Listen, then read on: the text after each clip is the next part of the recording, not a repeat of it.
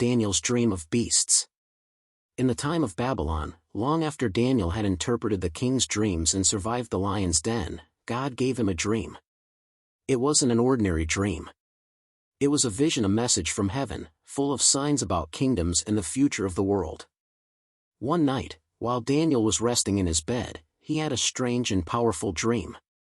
It felt real, like he was standing near a great sea. The wind was blowing wildly, and the waters began to stir.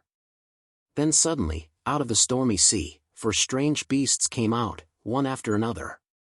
Each one looked different, and each one brought fear and mystery. The first beast looked like a lion, but it had wings like an eagle. As Daniel watched, the wings were torn off, and the beast stood like a man. It was given a human heart. This meant that a great kingdom would rise in power and then be humbled. Many believe this beast represented the kingdom of Babylon where Daniel lived. Then came the second beast.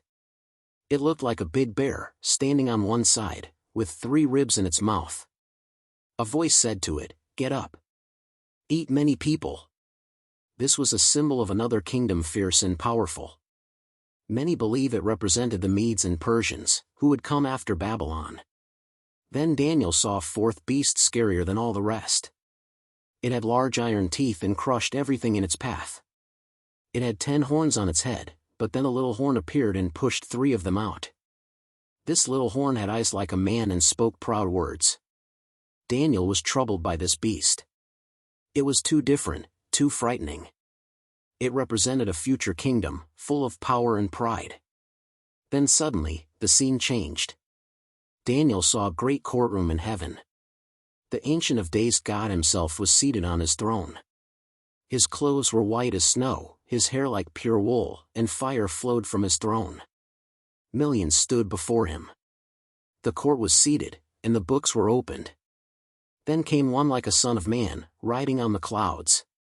He was given glory and power by God. People of every nation worshipped him. His kingdom would never end. Daniel was deeply troubled. What did all of this mean? But then, one of the heavenly beings came and explained the vision to him. These 4 beasts are 4 kingdoms that will rise from the earth. But in the end, the holy people of God will receive the kingdom, and they will rule forever and ever. Daniel was still shaken, but he understood this truth: kingdoms rise and fall, but God's kingdom will last forever. Moral: God is in control of history. No matter how powerful empires seem, they are temporary. Only God's kingdom will last forever. Trust in God, not in earthly power.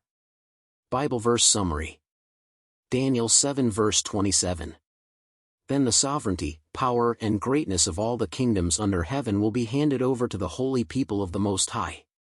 His kingdom will be an everlasting kingdom, and all rulers will worship and obey him.